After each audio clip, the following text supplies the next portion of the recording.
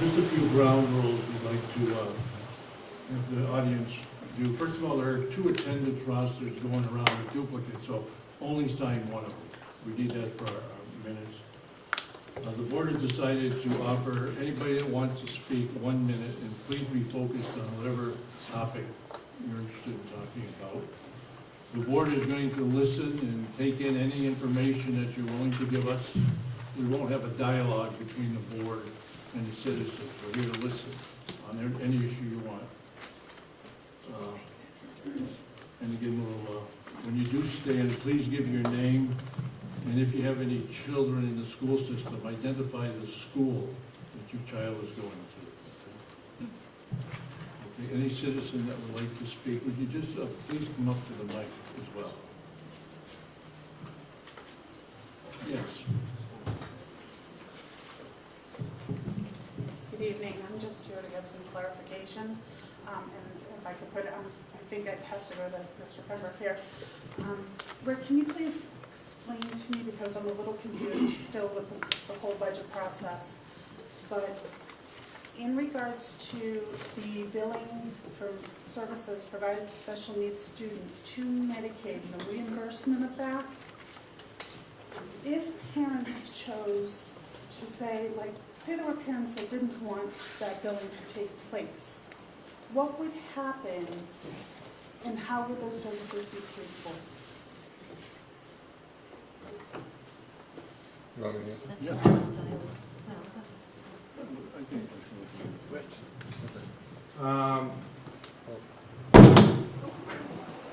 I just don't understand how it all works, and I really would. I doubt I need this mic, but I'll use it.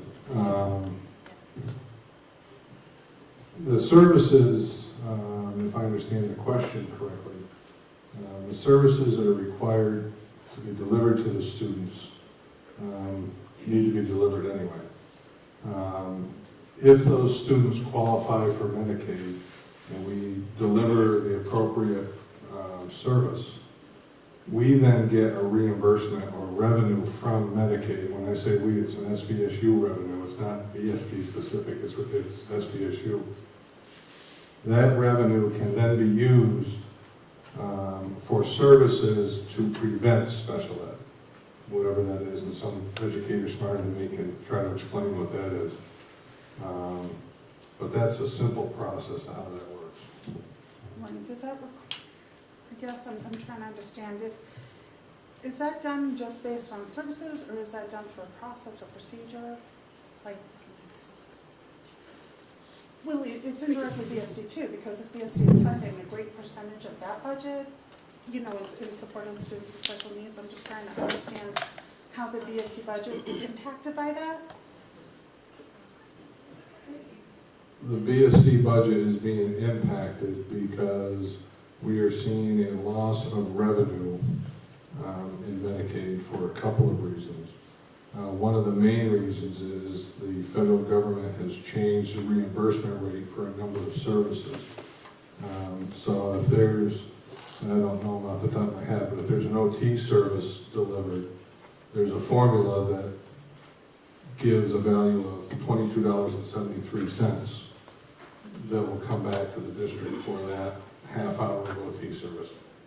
Those numbers are probably nowhere near close, so don't please That's assume. okay. I was just looking for how it works and how it's impacted And then to this budget. that money comes to the SU, and the SU is required to use that money to prevent special ed. And I think the majority of that, off the top of my head, Karen, help me if I'm wrong, probably goes to the early ed program, in the preschool program, to try to identify those students and to deliver whatever services we can as best as possible to try to prevent those students from becoming labeled or identified as having special needs. Okay. So if you couldn't bill for it, it would still have to be provided somehow, basically. Correct. Thank you.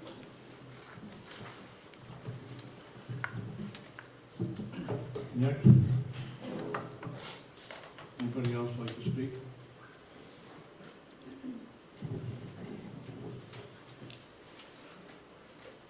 My name is Brad Bourne from Bennington. I've got 2 children here at Monument.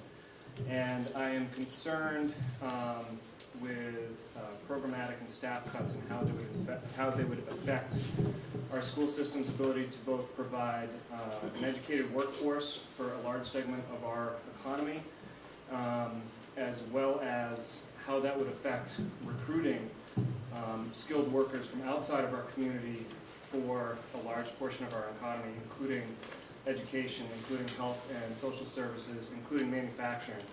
I just want to note that most of the large manufacturers in this community,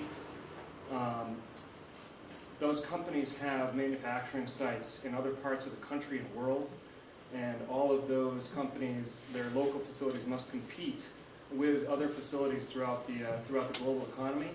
And if our education system compromises their ability to hire good employees here, they will become less competitive and subsequently at greater risk for workforce reduction or outright closure.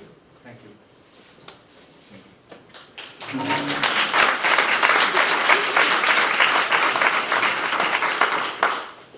Next. Anybody else?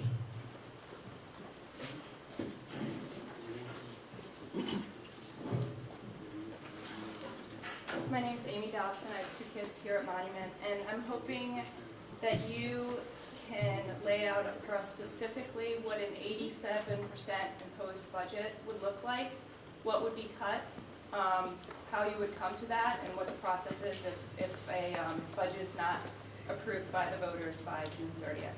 Thank you.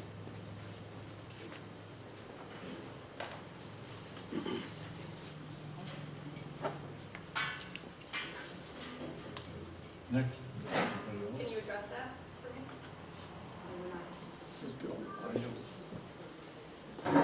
87%. 87. Just the process of Do I have to be staff, right? So we'll just keep taking questions and move to the end, or? Okay, we'll keep taking questions, and Rick says he'll cover that at the end, Okay. all right? it's your part of the agenda. Anybody else like to speak? Yes, go ahead. It's all right. My name is Kathy Reed, and I'm a 3rd grade teacher at Molly Stark. And I'm just kind of asking, begging the board at this point to take a look at what all of the BSD administrators worked really, really, really hard on. Toiled over, making cuts that they didn't really want to cut, but could be done for the benefit of all of the students that we are charged with in the BSD as well as in the SDSU.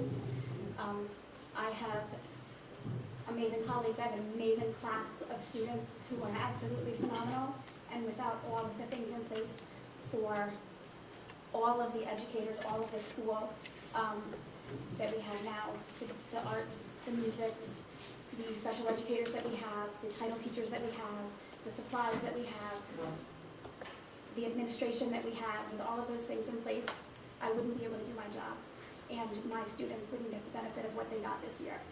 So I'm just asking that you take a look at what they have already done all of the work on before you start cutting things. Thank you.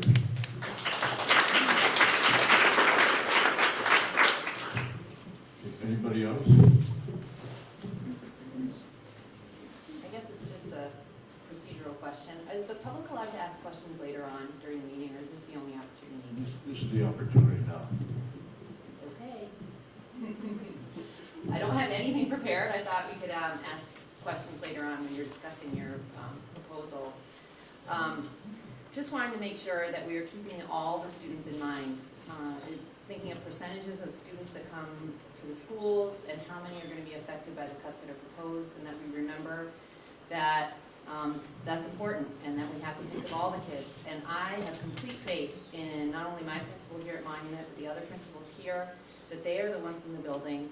They know how these cuts are going to affect the children, and that's why we have hired them as the professionals. I understand that you all are elected officials, and I voted for many of you, but I hope you understand that they are the professionals here, and we need to heed their advice. Thank you.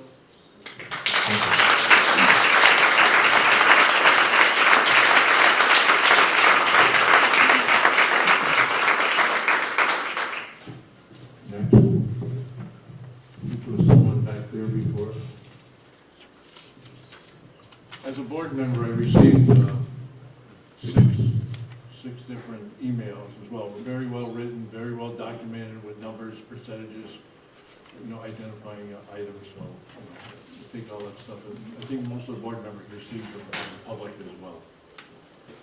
Thank you for the input, even if you didn't stand. Hello, my name is Alan Jane Hart, and I am a teacher at Molly Stark, a music teacher at Molly Stark Elementary. Have been an assistant since '98 as a full-time music teacher at Catamount and Molly. And if you've ever been to a concert, or if you've ever been to a program with the arts, we do musical theaters at Catamount and at Molly Stark, the children that are there are all children of all spectrum, whether they're deaf, whether they're special ed, whether they're the children that actually excel. And when we start cutting programs like this is the program that some children excel at, and they can't excel at anything else. And I hate to see these programs cut. And I know in third grade I teach recorder, and I've had third grade teachers come to me and say their reading is better because you teach recorder, because they have to finger, they have to see, they have to look ahead, just like you do in reading. So teaching that is also an asset to our reading programs. So I would really like for you to consider before you start cutting the arts, how important it is for us to have the arts in this system.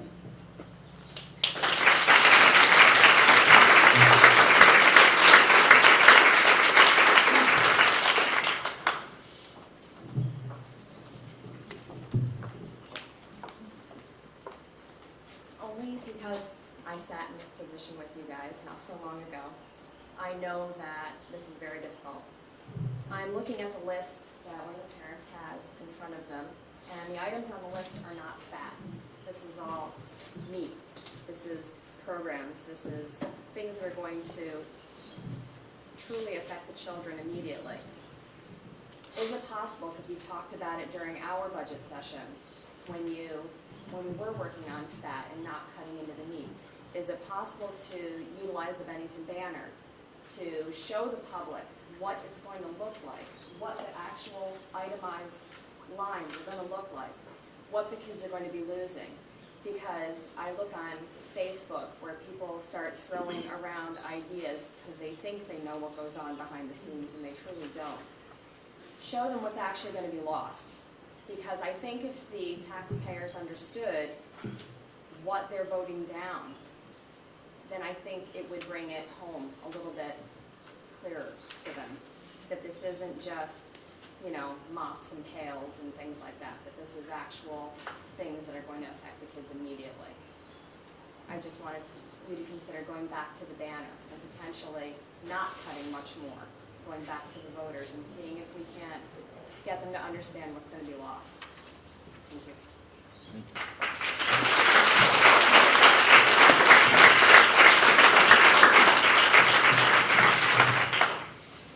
Anybody else?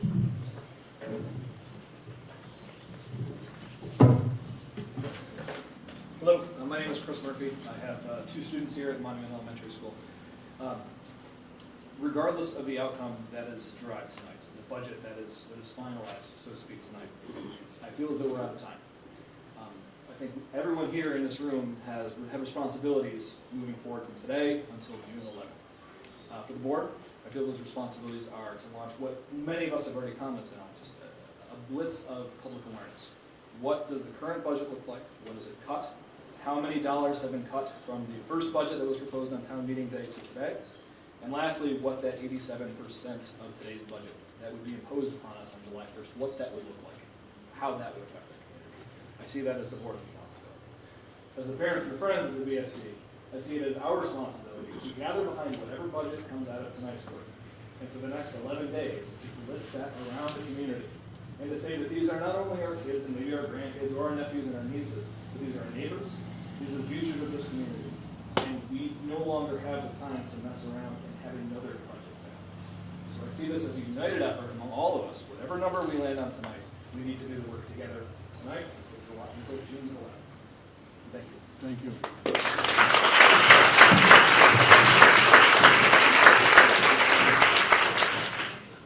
Anybody else?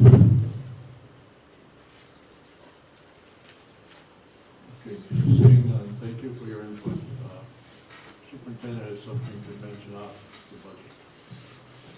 It's actually connected in some ways. And first of all, I'd like to thank all of you who made comments and recognize the hard work of the school administrators, central office administrators, and the board members in putting together this budget and the revised budget. It is difficult.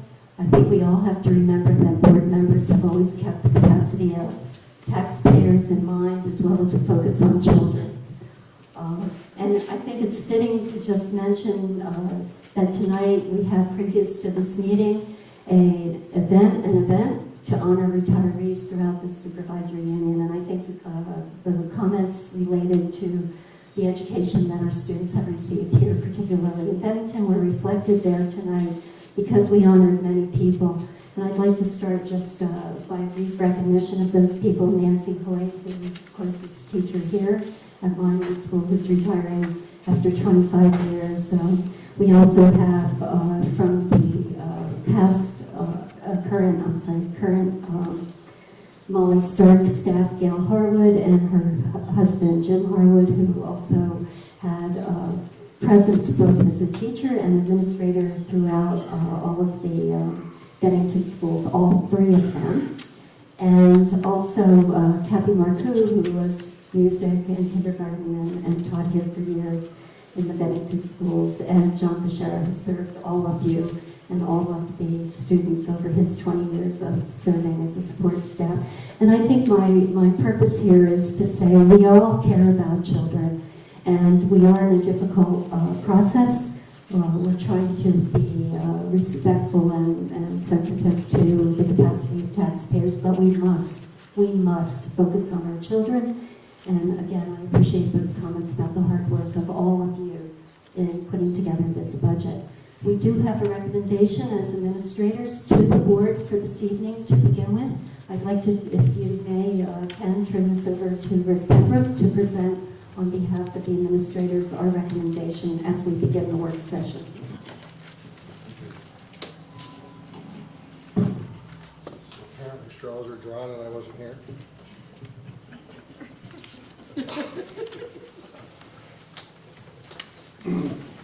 Okay. And I apologize for the lack of hard copies for the crowd. Any of those that may have electronic devices can get copies of all these on our website, www.sdsu.org, under board information, board meetings, BSD, and then tonight's meeting. I apologize, I didn't want to kill four more trees trying to, nor did I have the physical capacity to carry this many copies around. I wasn't prepared to do this, but I will wing it. The administrators, after the last meeting a week ago, was asked by the board to look at the budget and try to come up with some more cuts, reductions in the budget. And after a few meetings, I lose track of time, 2 or 3, 4 meetings over the past week, the administration was pretty unified in going back to the original reduction list, priority reduction list that was presented to the board on, I think, May 1st. And there was 3 tiers to that reduction. First tier were kind of no-brainers. Those were some new information, some things that we could change. Information had changed from the original budget to that point in time. Those were pretty easy to take. The second tier was a little more, was a little painful, still is a little painful. But the administration feels pretty firmly that they can still deliver a high-quality education and manage the student needs with those reductions in place. And in addition to those, now that we're a little farther in the year, knocking on June 1st with only a couple weeks left, analyzing where this current budget is, and based on some purchases we have in next year that Jerry and I have identified about $53,000. If we get board approval tonight, because it's got to happen quickly to make some purchases between now and June 30th, that could take, you know, $53,000 worth of pressure off of next year's budget.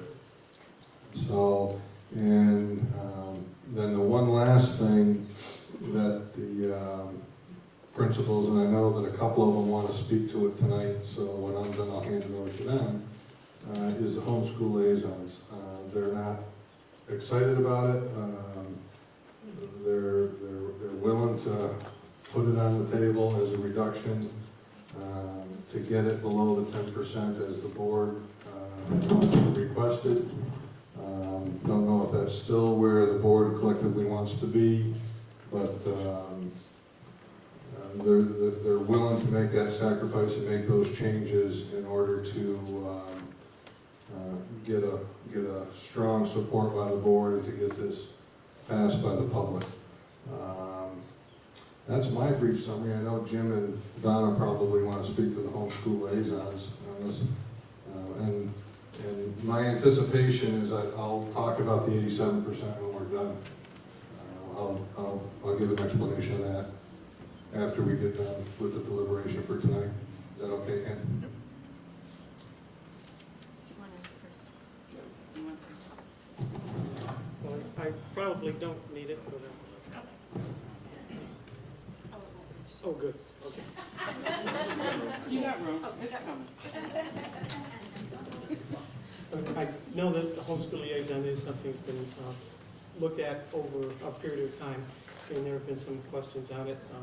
I have offered information in the past, but I guess I would like, because it's coming down to a crucial point, to make just a couple more statements of their importance, at least at Bennington Elementary. I'm sure the same type of impact would be true at Molly Stark. Just this afternoon, I did another set of quick numbers, so to speak, and came up with 14 students that we were working with through the homeschool liaison that improved their attendance by at least 10 school days during the year. Now, that may not sound much, but it's 2 weeks of instruction for kids who are typically the most vulnerable. Those who aren't attending school and have family situations that are not necessarily the best. One student, for example, their attendance changed from a couple of years ago from 20 days absent to 2 days absent. Now that's a pretty significant change. Another from 28 absences to 3 absences. The range is from up to 38 days difference in the schooling for a child. Now that's a lot of time, and that's part of what the impact of the homeschool liaison has had. Getting kids to school and also in helping families with some of the issues around getting kids to school. So it's not just an impact on that one child, but it becomes more a family impact. So siblings who may be coming to school in the next few years are also impacted by the patterning and the lifestyle changes that occur with the homeschool liaison. It's, I feel, a really important piece for some of the most vulnerable kids, and I really would appreciate some really thoughtful reflection before, if it is gone from your thinking. So, thank you. Thanks, Jim. I would like to just reiterate what Jim said from Molly Stark. We have been able this year to, in addition to reducing our number of absenteeisms for children, we've been able to do some attendance challenges with our homeschool liaison. In December, children were they challenged every month by classrooms to meet a certain criteria, and then there's one classroom each month that wins the attendance challenge, and they get a something surprise, an ice cream party, eat outside with the teacher. But we were also able to partner with our PTG. We gave a Kindle away in December. Children that had 5 or less absenteeisms or tardies, their name was put into for a drawing, and one child received a Kindle. The end of this year, the challenge has been from January 2nd until June 7th. Again, partnering with our PTG, we're going to give a bicycle away for a student in K1-2 and one away in 3-4-5. And again, this is brought up monthly, weekly with our daily announcements. So kids are excited about that. But getting down to some more statistics, we did have one particular child that we've been working with for several years who had attendance issues of up to 125 days absent. That student is now coming to school every day. In the last 3 months, that child has not been absent at all. That's through the work of our homeschool liaison, certainly community partnerships, but that's a huge success story. We also have students like Bennell that perhaps had 36 absence several years ago, reduced down to 6. Another student with 29 reduced down to 8. Another student with 40 reduced down to 12. And although it's not perfect, we're making progress. It would have a huge impact on Molly Stark to lose our homeschool liaison. We did already reduce that to less than half-time, but as Mr. Pembroke talked about, we certainly are willing to look at that to help ease the burden on the public for this budget.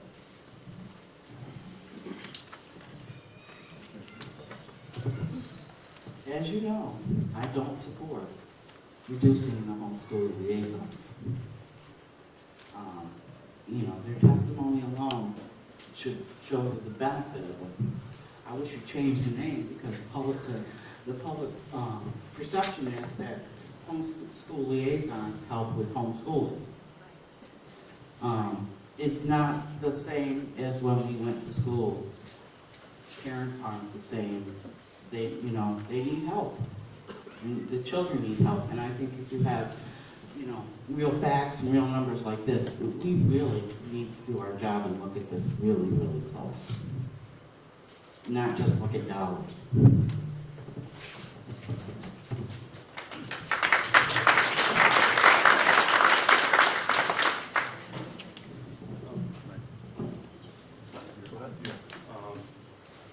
So one of the, you're right in all that you're saying, and there definitely is testimonials and things like that. One of the things that would be good, as one of the parents that very well, as Ken said, and some of those emails that we got, put numbers to quantities and the number of students and things like that.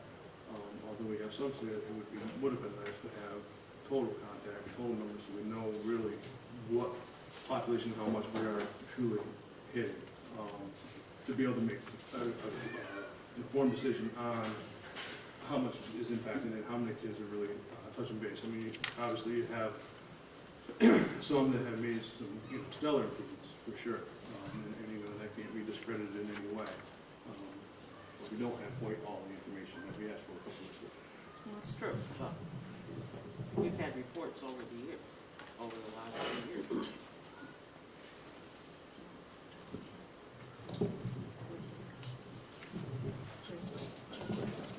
Any other comments? Okay, again, I've been sort of absent from the board for about 2 weeks. My wife was in a terrible accident, and yesterday her mother passed away, so it's been tough. But I've been in communication with the central office, and the administrators of the schools as well as the SVSU met, and those of you who remember, we were initially given 3 tiers of proposed cuts by the administration, which would affect the fewest number of youngsters. We had pushbacks on crossing guards and all of these other things, as well as homeschool liaisons.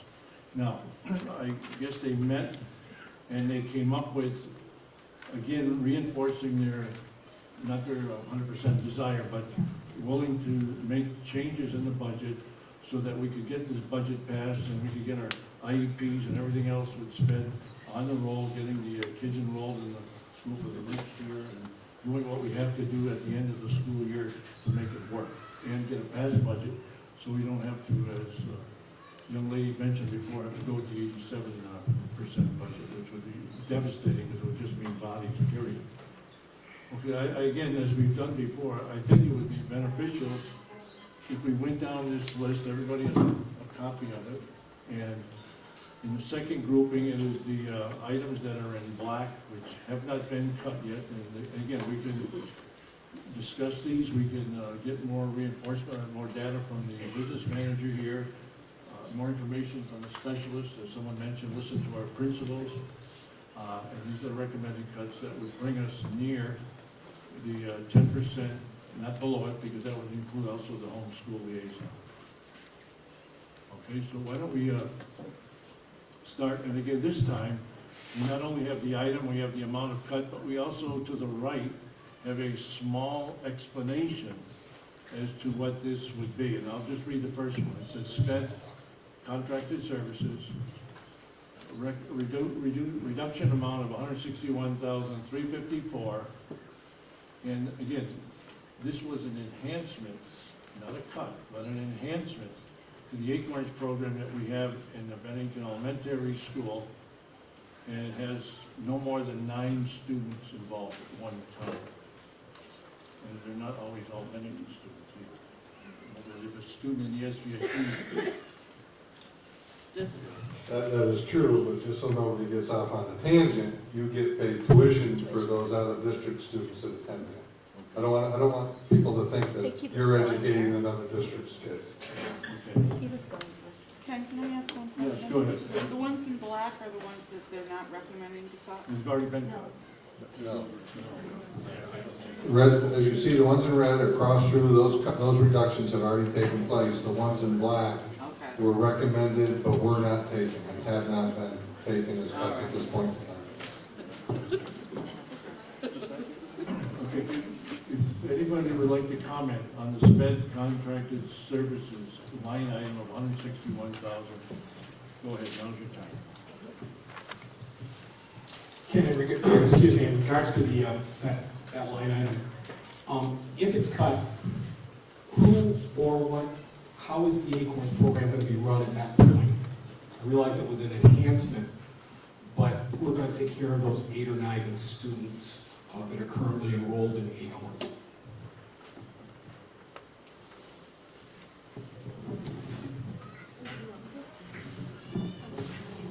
The Acorns program will,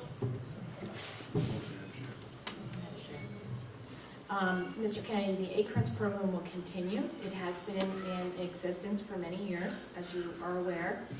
It supports up to 9 children in the program, and it will be up and running in September, as it has been. There are numerous paraeducators that work in the program, and there is a lead teacher also, special educator. Okay, as far as these, is there money someplace else in this budget if that gets eliminated to make sure that in case the complete staff doesn't come back to the Acorns, that there's training for them, budgeted for training in the Acorns program? The program currently has a full-time special educator. It always has had a full-time special educator. It will continue to have one next year. That individual and name, I'm not sure if that's what you're asking, but we would not be able to provide you that information because that's part of our placements for next year. And then we have paraeducators who provide service for all of those children as denoted on a service page. So none of their services within that program are minimized in any fashion. Correct, but what I'm saying is somebody's in the Acorns right now as a paraeducator, they have some training involved dealing with special needs students. Yes, they do. Okay, my question is, if one of those paraeducators leaves, moves on, goes where else, do we have enough funding if this gets cut to give that paraeducator that's going to be coming in new, possibly, or fresh, training? We have many paraeducators, as you may also know, that the paraeducators within the Acorns program are intensive needs paraeducators. They have training specifically. We not only have an Acorns program, we also have other programs within our district at different levels. Those paraeducators could be housed maybe at the elementary level, the middle level, the high school level. And so as a special ed department, the director of special ed or supervisor of special ed would be making assignments appropriate to children. Thank you. And I believe also to answer the question, we would have to really stress other lines that are already dedicated to professional development for, sorry. As you know, I have a radio show every week, and of course on the radio show you have to put your mouth right to the mic, so I keep forgetting. I'm sorry, I apologize. But this would, we would look to all of our general professional development funds and have to prioritize need to do that. So although there are some funds that are in the contracted service here in Tier 2 that might be used for substitutes for training, we would have to utilize and prioritize funds elsewhere that have been dedicated to professional development generally, and we would do that.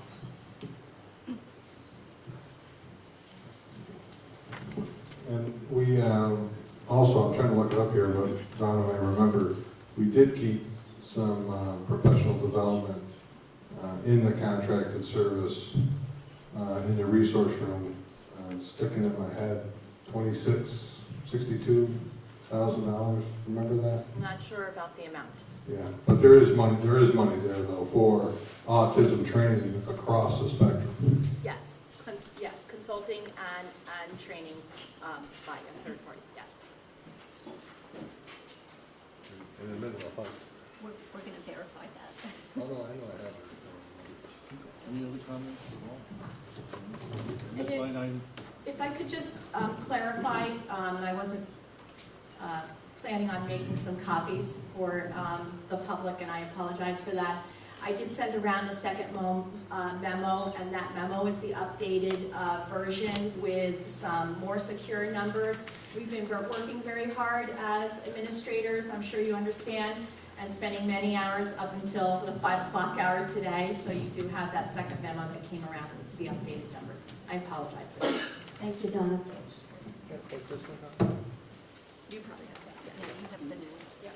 And they are available on the website, the memo and the tiered projections, recommendations. The other thing I wanted to comment on, just so that it's very clear, is just the appreciation in general, the memo and the recommendation that Rick talked to here, as well as many people, both through electronic means as well as via telephone. There's been an influx of clear statements and reasons, and it's been put together very well. So I was very impressed to see all of the comments, and I think I'm in support of what you're saying here. And one of the things I would say is, for whatever reason, when we went through this process the first time, I would say I would apologize for not maybe supporting and acting on that second tier as quickly as maybe we needed to in order to gain the support to put this to where it was at bat. So I do apologize for that.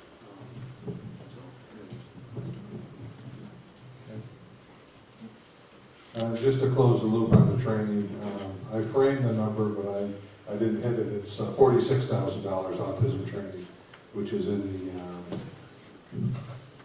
it's part of that assessment that you see in the SU budget, that comes from the SU budget.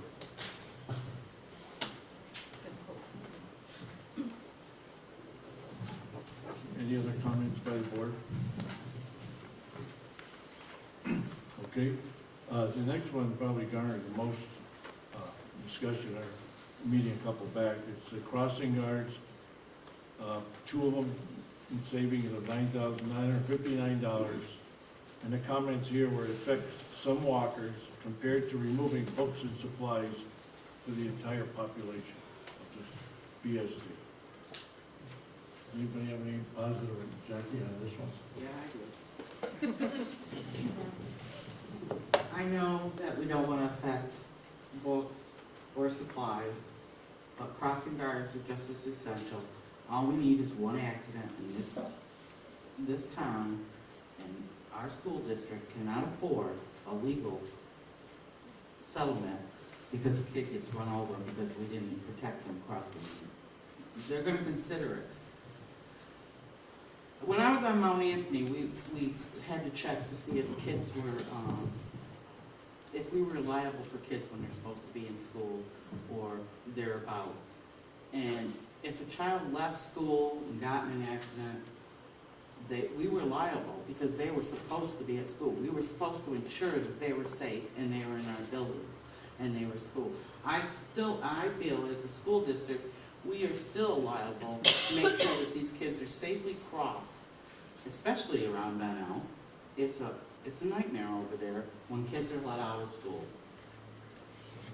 So $9,000, you know, if I had it, I'd give it to you. Thank you. Any other comments?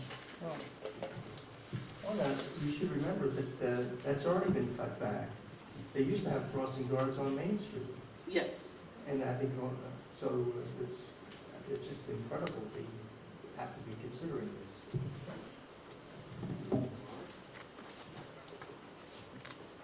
Yes, Jerry. I have to comment on it because I'm responsible. This is Jerry Prue, our head of maintenance for the Jerry school Prue, head of district. maintenance for the people that don't know me. I have to comment on this because of my responsibility to the district, to the board, to the citizens, and most importantly to the children. I don't want to see any child get hurt, whether it's in my building or out of my building. And we have done studies where I've had to cut back on crossing guards in different positions, but I'll go sit on the corner myself for 2 or 3 days, or maybe a week, and watch to see how many are crossing. And even if there's 2 or 3 kids crossing, I'll back off and say, yeah, we don't need it on that corner, even though I wouldn't want to see one child get hurt, not mine or anybody else's. And, you know, if you can prevent one child for that for 10 grand, you know, I don't want to see things cut. I don't want to lose my position for my custodial staff either. That's very important when it comes to that. I'll talk on that one, but you know, you have to do what you have to do, and we have to really support. This is supporting the kids when we talked about not having something that affects the kids. You know, I just want to make one overall statement: is we're a school district, and everything we do affects the kids from everybody. So, thank you. Thank you.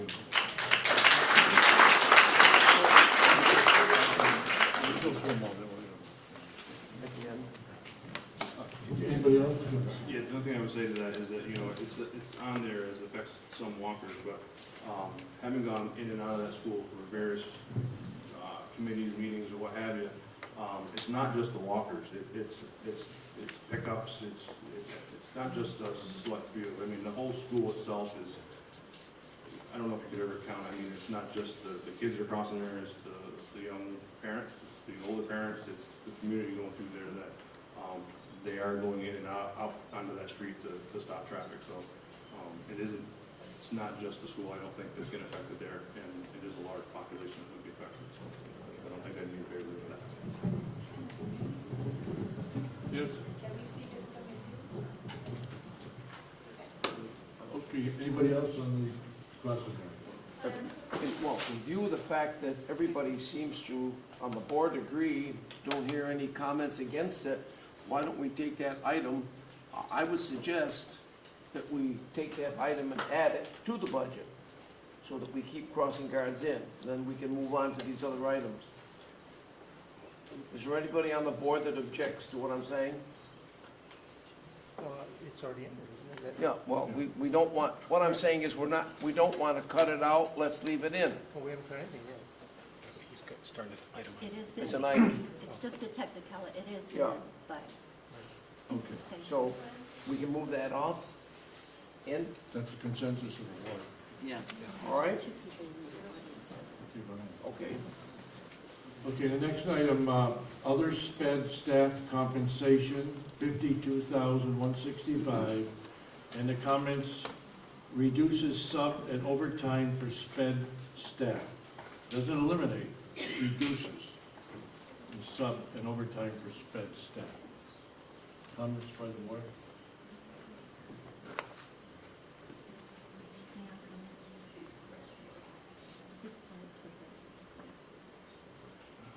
Seeing none?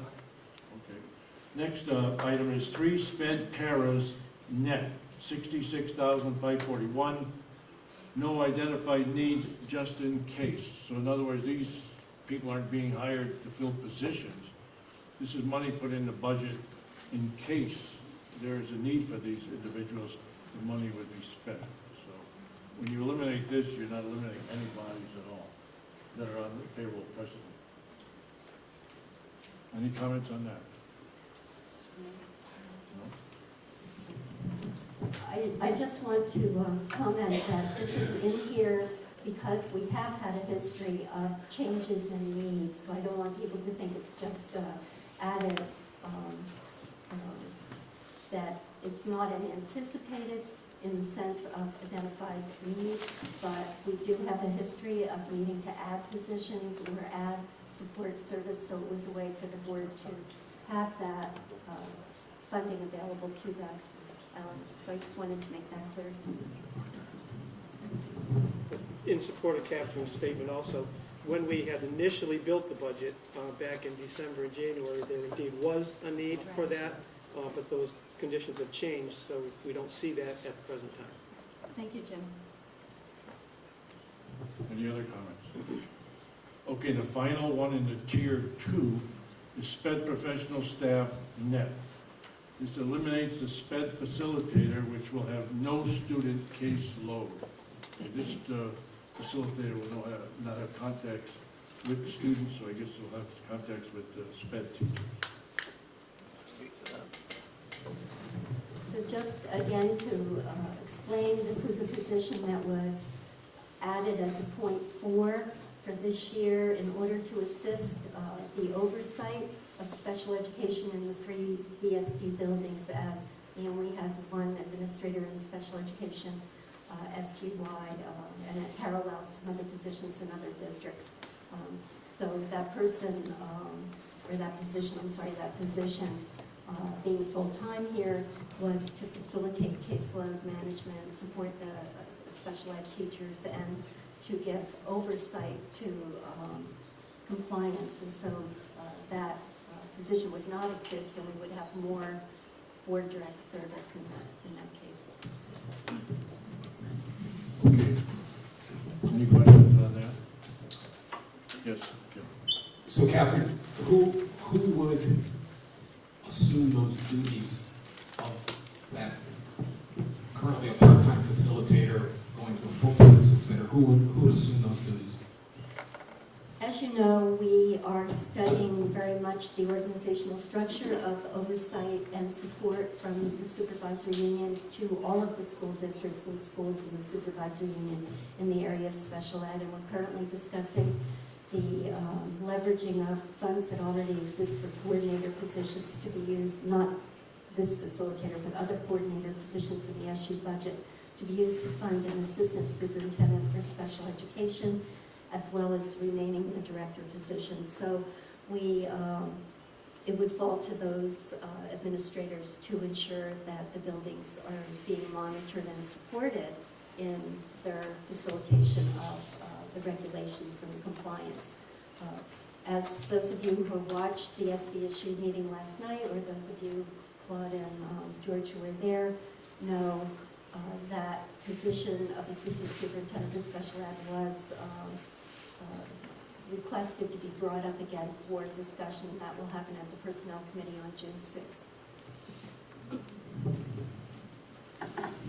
Any more comments?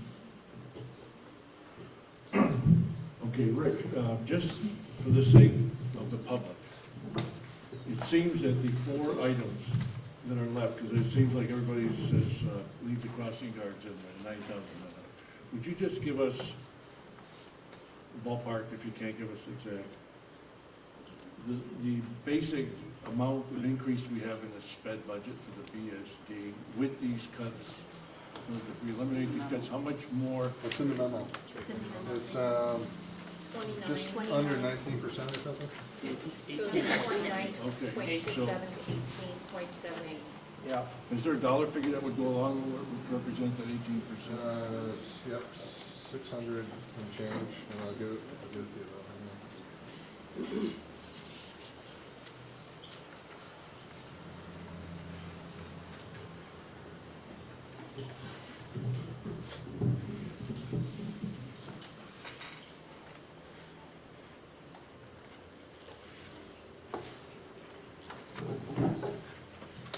$620,744, 18.78% increase. Okay, so just so all the people understand, what's happening is that the budget is still going up. We've cut some of the increases down, but the sped budget itself is going up $620,000 over last year. And that represents an increase in that part of the budget of 18.7%. With these 4 items cut, it's still going up that high. So that's why before these cuts were made, the increase was 29.2%. That's $356,000, so it was almost $1 million increase over last year in the sped budget, so that was pretty high. So I just want the people to understand that it seems to be like what happens in Washington. These cuts are just reductions and increases. I mean, what we have this year stays. We're going to increase it 18% over what we have this year, but this is a lessening of what was proposed initially in the budget for 14. So much of that increase is directly related to student need, as well as a separate piece that is also for support of specialized team that would support students on the with complex special needs, that would include a special educator, an OT, and a speech and language specialist. Okay, so would the board like to go down one more time and just yea or nay on each one of these items? That's the way you'd like to do it? We all know what they encompass, we all know the dollar amounts, we know what's being affected, so I don't know if there's a lot more discussion. It's either how you feel, yes or no, on these topics. Ken, before we do that, Rick, could you give us, where are we percentage-wise compared to the budget that was defeated? 13.9 before. What we added some back in.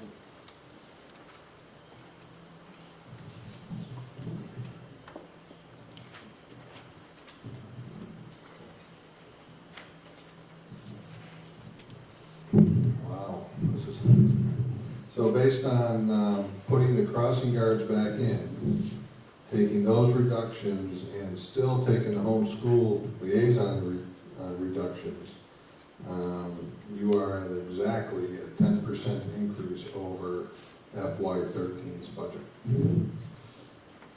Are you saying we're cutting the liaison?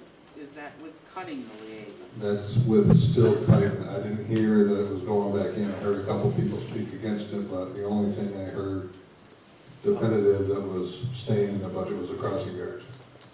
Rick, since the last budget defeat, do we have anything else that's come down as far as additional money from at the state or federal level? No. Nothing. And so, to answer Jackie's question, if you put the homeschool liaisons back in, it is a 10.43 increase over FY13's budget. Yeah, what I would say is, it tends to match where we're trying to go at. I think I'd want to talk to the second paragraph of that with the expenditures that Rick was looking to capitalize on, which was I believe that some of it was paving and a truck purchase, to pass on, to approve that versus. That's already out. Oh, that one's out. We already took those, assuming, and we're proposing those reductions based on. So that's taking that into. That's already out. Okay. Rick, another question. Looking at that, is there anything in the present budget? We have another, roughly month to go. Is there anything in the present budget that will not be spent that can be used against this budget? Anything at all? Yeah, and I'm going to have to ask Jerry to help weigh in on this, and it becomes a timing issue. There is the rejuvenation of the playgrounds, for lack of a better description. We have to every year. We have to rototill up the bark mulch. We have to by code have, what, 6, 9 inches of bark mulch in it. Yeah, depends on the type of material, how thick it has. And, you know, if his crew has the time to get it done, you know, there's $10,000 or $12,000 we could shift into this year from next year. There's a lot of little things like that. I don't know if I can find $60,000 worth to replace both the homeschool liaisons and the crossing guards. But, I mean, we could do some of that stuff, but we're up against a timing issue at this point. I realize we're against a timing issue, but if we encumber the money, then it's out of this budget. Not technically, according to government accounting standard practices. We need to receive the goods, we need to receive the goods and take possession of the goods and pay for the goods by June 30th. Actually, we've got till July 30th to really pay for the goods, but we need to take possession of them. We need to order them, take possession of them by June 30th, and then we've got 30 days to pay for them. So no, I can't just go and encumber a bunch of them. Okay, I'm confused on it, that's all. No, you're close, but I can encumber them now, and take possession of them on June 30th and pay for them on July 1st. So that's probably what you're thinking, is that June 30th to July 1st. So we can do that, but we have to have, we're supposed to have. Possession. We have to have, I'm on TV, we have to have possession of those goods. I wanted the audience to know, I don't mean to tell you that I'm trying to nickel and dime the budget. What I'm trying to do is that the many people that I've talked to, it just as a psychological thing of a double digit versus that. I'm not against this, and I would vote to support this. I'm just trying to find some possible way to get that down another %, and I think that we'd be home safe, and I think we'd sail with it. I worry about this 10%, and I'm really worried if we lose this budget a second time. But I want you to know, I would support this budget, but I would really feel comfortable if we could just find a little bit more without going back into this budget to cut. But that's why I'm going after the financial people to see if there isn't something there without altering our programs.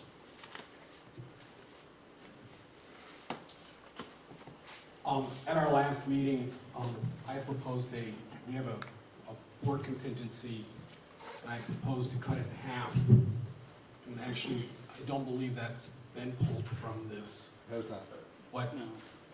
I would actually propose to swap out half of the board contingency of $50,000 in place of putting the $48,000 of the liaison back in. So it was an even swap. So it's kind of a net. If you want to do that, I'll find the other 10 and get you below 10. I agree with that. Fine.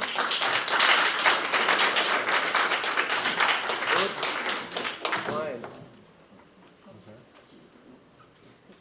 Okay, so, let's go through this one more time to make sure we're all up to speed. So, what we would be cutting was the sped contracted services, leaving the crossing guards there, other sped compensation staff cut, 3 sped paras, which aren't on board anyways, cut, and the sped professional staff facilitator cut, and also cut $50,000 from the contingency of the school board, and leave the homeschool liaison in.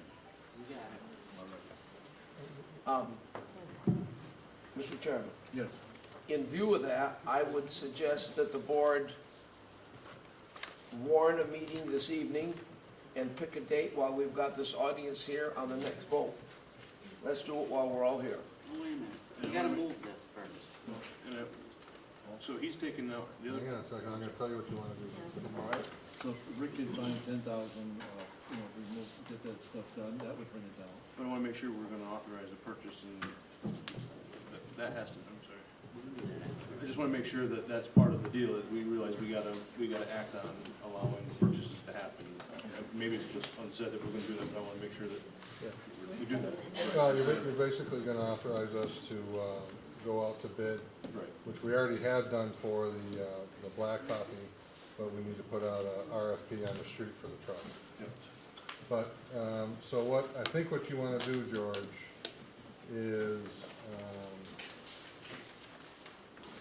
warn a budget of $12,486,656. Do it again. $12,486,656,000,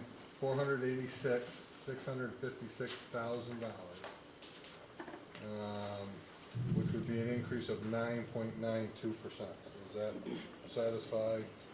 And what I'll do is, we'll take those reductions in tier 2, less the crossing guards, 50,000 out of board contingency, and Jerry and I will find $10,000 somewhere, either by swapping out the playground or something. We'll somehow figure out $10,000 somewhere, and that'll get you to that number. And as a formality, just to say, instrumental music, the homeschool liaison, PE, library, general music, and art are not going to be cut. No, They are. no effect whatsoever.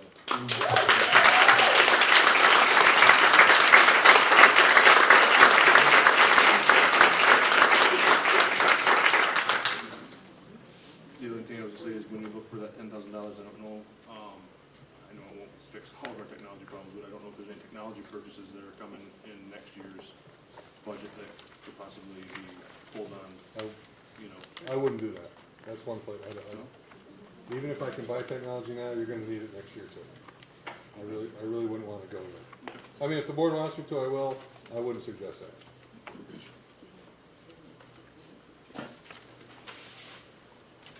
Okay, once again, Rick, it's $12,486,656? Yes. Okay, do we have a motion? I make a motion that we accept or approve the warning of the special, okay. Warn a special meeting on Tuesday, June 11th, to vote on this revised budget in the amount of $12,486,656 and set an informational hearing on Monday, June 10th at 10:30 p.m. 6:30 p.m. Come at 10:30, I'm not gonna be there. Second. Okay, we have a motion and a second on approving the 12 million plus budget, which is a 9.92% increase. All in favor? Okay, unanimous. Thank you. And one thing, I don't want to sound negative or nothing, but it would be nice if all the teachers and all their spouses and everybody else, aunts, uncles, grandparents, got out there and voted, and I'm sure it would fly by a lot. It really would. So we put that in.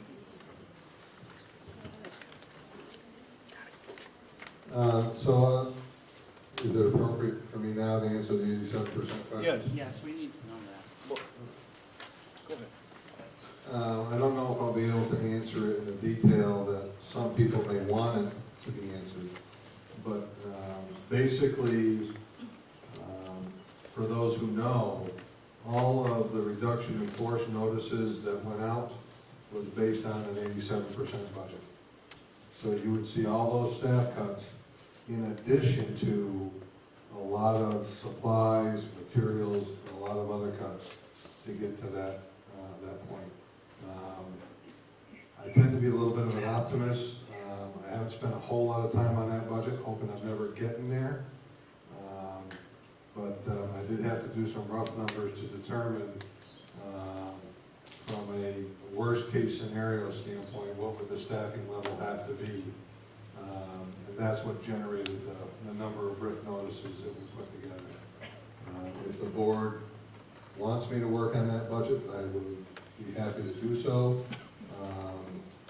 I would hope it'd be an effort and futility, but I'd be happy to take direction from the board. Rick, I would think that we wait until this next bond vote goes and we cross that bridge when we get to it. Not bond vote, budget vote, excuse me. Don't confuse it. I think think too, we should mention, we have to have a passed budget, so even if we Yeah. go to the 87, would you think? Yeah, that's been a little bit of a miscommunication, and I'll take responsibility for that, this doesn't come to an end on July 1st. If we don't have a successful budget, we have to work under an 87% of this year's money, but we need to keep trying. The law says we need a passed budget at some point in time, so we don't stop. And there becomes a point in time, and I need to sit down with the town on this, because the town does the tax billing. There comes a point in time when the town has to produce the bills, and it's probably late July. And if we don't have a passed budget, they will send out the bills based on a watered-down tax rate given to them by the state.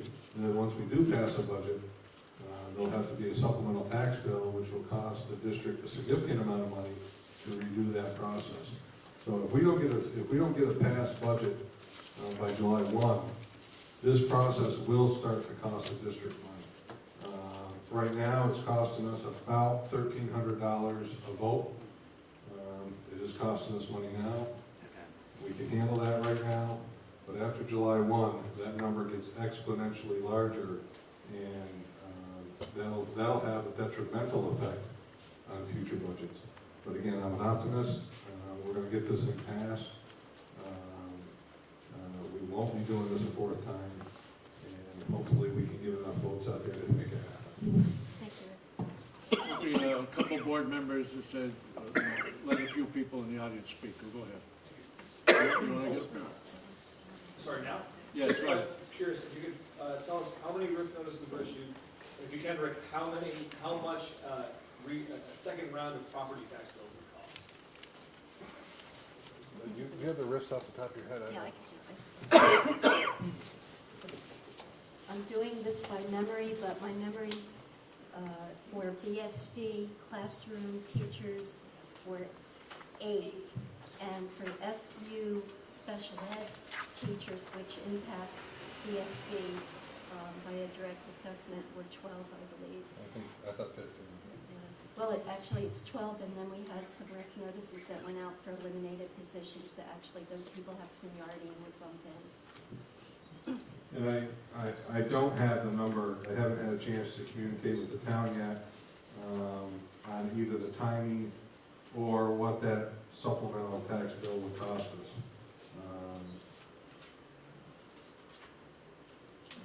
I just haven't done it. I apologize. Anybody else have any comments? Yes. Bennington librarian. Yes, I'm Jennifer Parker, and I'm the Bennington librarian, and I was one of the RIFT individuals at Union Face. You actually still are. Yes, You I gotta still pass am. it on. Sorry. Union Face. That's all right, Catherine, I get it. I'm just curious what your strategic plan is besides the grassroots dads idea of everyone for getting the message out and really bombarding. I know that there was a well-written letter in the op-ed page of the banner, but the banner lacked on the day of the vote a reminder, like usually a vote. It was at the header. Oh, it was on the header? Yes, the Okay. header. Well, so I think people are curious about how you're going to get that message out. Aside from the dads wanting to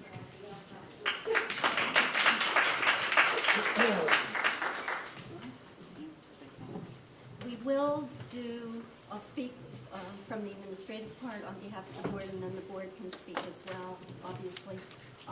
But from the administration's point of view for the board, we will continue the radio shows, the CAT TV, discussing with them at their meeting on the 5th about making sure that the hearing is taped live on the 10th. So I know that our CAT TV personnel will take that message back. Also, we can have people assist with the payment of information to be mailed. You know, we certainly would like to solicit some donations to help with that. The board is allowed to get fact sheets out, just the facts, saying this is what the budget is, how it will affect your tax rate. But it would be appreciated if there were donations from some of the parent groups to help us get that mailing out to all residents or registered voters in town.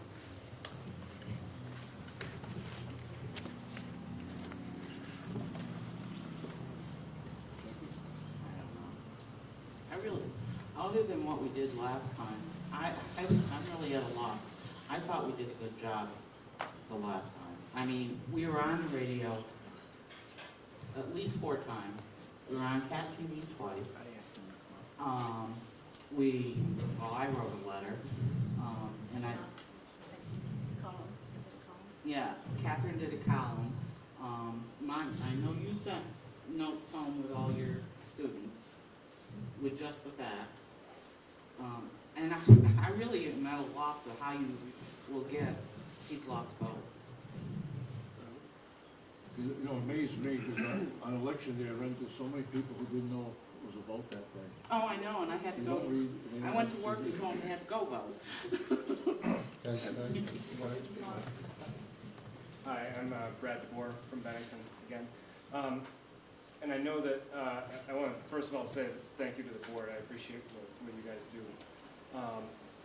And this may sound like a little bit of additional work, but when these fact sheets go out to families, I might suggest that you put some additional effort into deciding what the next cuts would be, so that people know if they don't pass this budget, what they're looking for. Because people don't understand. Right now, we can say all we want about, we have cut everything we can without cutting programs.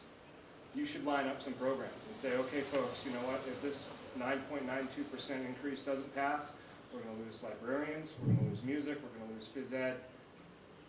People need to know that. Thank you.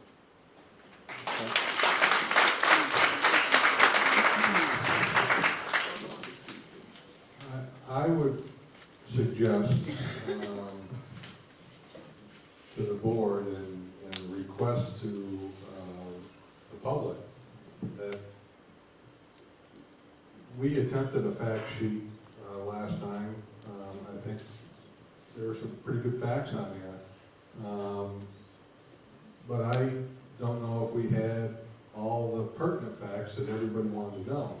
And it's a little presumptuous of me, but it's ultimately the board's decision. But if we could have a handful of the audience volunteer to be a small committee to help us decide what are the facts. I mean, we can produce books of facts, but we need to figure out what are those key dozen bullets that are going to make the difference out there. And I'm not saying that we did it wrong, but we took a shot and it didn't work. So I don't know if, maybe we need some of your help. So that, I don't know if the board is interested in that or how we would solicit that help. But if some people in the audience are willing, I would be more than willing to accept any advice I could get. Why don't after the meeting, why don't you come and give your name here to Catherine? Email address, all right? Okay, is there anything else for the board this evening? Yes, please. Okay. Hi, my name is Jennifer McGettigan. I don't have any children in the school district. I'm just a new person in town, actually. I moved here less than 2 years ago to Philadelphia. A couple things. First off, I think, if I'm not mistaken, we had less than 1,000 people come out and vote. That's correct. Okay. I don't know if anybody has used social media to get the word out. There are groups on Facebook that have over 1,000 people that are just Bennington people. If we could just go onto each of those groups and post it, I'd be willing to. I've been doing it.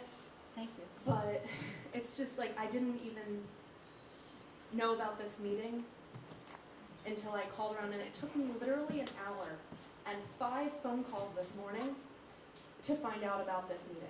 I knew that there was something going on tonight, but I wasn't sure when or where. I Should be called on the our town website. offices. Well, and then, additionally, there are 5 or 6 different websites based on Bennington alone.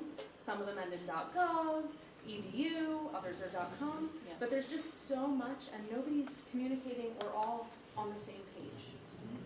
So maybe if you contacted the town offices and said, hey, could you put up a bulletin on your Facebook page? Bennington Banner, can you put up a bulletin on your Facebook page? If we flood social media, which most of the town is on, I think we'd get a better vote. There was, I can say that there was some informal, individual passing of information. The website that encompasses every meeting, that's the easiest to access just because we're being televised, is sbsu.org. So if you go to sbsu.org, you will see all those meetings listed, where they are, the agendas and everything else. This meeting was not listed on that website. It wasn't on that website. Should have been. No, it wasn't. I called this morning. It was gone. It was not, I apologize. No, down It's at- supposed to be there. It disappeared. I was driving by the high school today, because I was thinking about the vote. Could you go and ask the high school if you could vote today on the date that you're supposed to, that we're gonna vote on the high school sign and the junior high sign, or middle school? Oh, that's a good idea, there's a lot of traffic on that, the corner there. Vote today. I know the post office does a nice job, they have a large sign. So to say, we'd have to make sure it says BSD, because we have had some confusion about MAU district and BSD district, but as long as we put BSD. Hi again. I'm still Chris Murphy. Thank you for tonight. Just to let folks know, there are some of us who are in the know, some of us who are not yet in the know, but there is a Parents and Friends of the BSD meeting scheduled for tomorrow night at 6:30 at the Masonic Lodge downtown at 504 Main Street. So 6:30. The plan essentially is to how do we mobilize the vote over the next 11 days. Letters to the editor, street signs, leaflets at the voting site, people on main streets. There will be voter registration cards there if you're not already registered. If they're available, absentee ballots will also be available at the meeting tomorrow night. So please come, please spread the word to everyone else who wants to come. And those efforts are underway. And particularly thank you for, even though you have no kids in this district, you see the value of what everyone here has been trying to do. So thank you very much.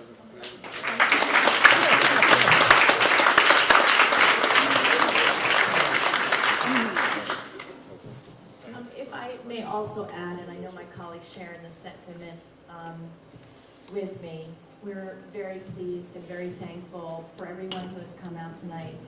We know your commitment to all of our students as staff members. We know how deep you have in your understanding and care for them, and we know that you have the utmost support for everything that happens for them. I also would like to, and thank you for the social media, where'd she go? The information about social media, but I still want people to realize and be sensitive to those families that live in our community who do not have internet access. That's really important, so we have to duly remember how we communicate as a united group. And I just don't want them to also be forgotten. Thank you again. And to the board, thank you for your commitment. I'll make a motion. Thank you, everybody, for coming. Make a motion, we adjourn. Well, I thought we have to approve something for this year's expenditures. We have to approve that truck and the blacktop. And we have to, Just need to authorize me to go out for our RFPs, Qs, and. So move. so move, second. I'll move it. All in favor of the motion? Unanimous.